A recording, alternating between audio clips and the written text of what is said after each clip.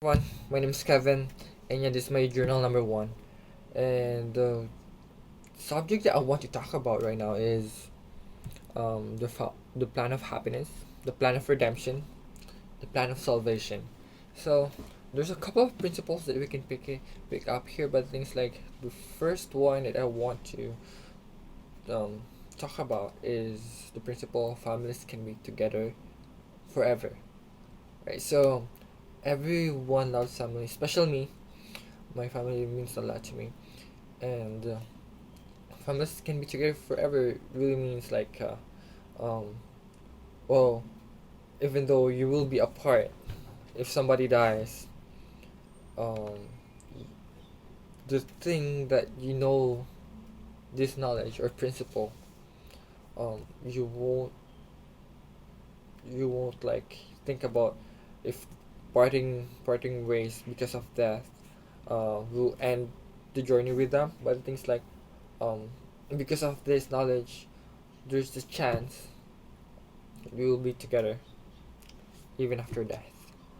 One thing I really like about this is for the church, members of the church. I've realized if we go to a funeral, um, if compared to that to non-member of the church, members of the church are happier than others, and that's one thing that I really like about the members of the church.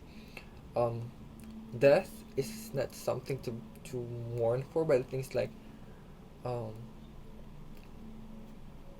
death simply means to us for another chapter of our life. And yeah, so families can be together doesn't also in my mission I learned that families is not just your family, but this principle includes everyone.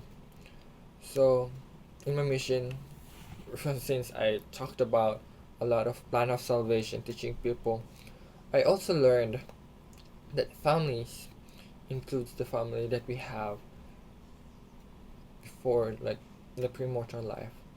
And we can learn there that we have every one of us is our families. And one thing that I really like about talking about we are all families, that we are all brothers and sisters.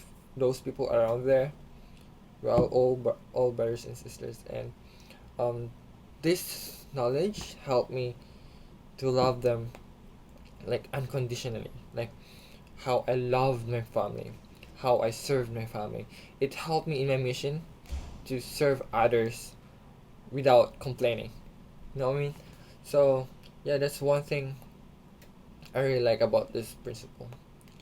And another thing about this, I mean, like the second principle I want to talk about is we are born to be gods and goddesses.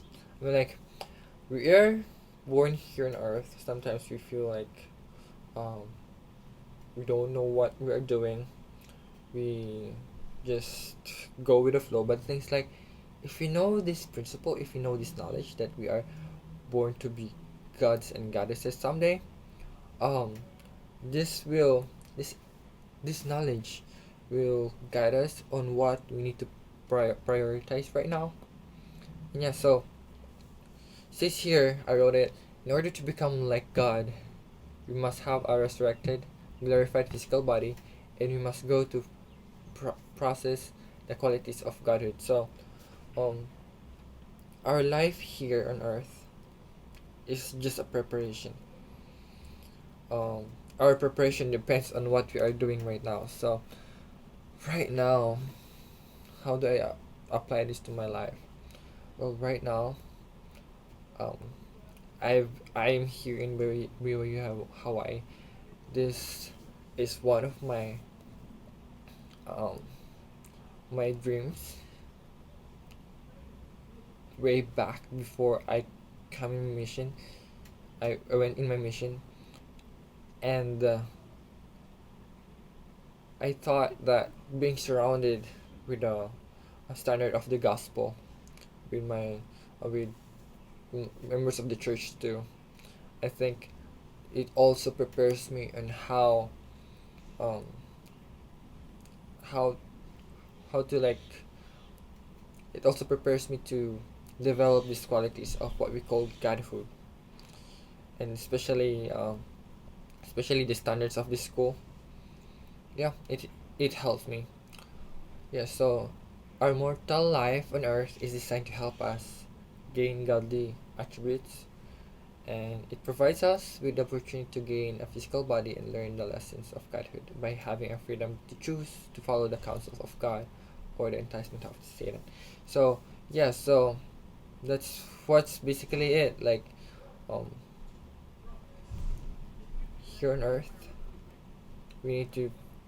It's up to us to if we choose to follow God or Satan. But things like I believe that God gave us power to choose good rather than evil.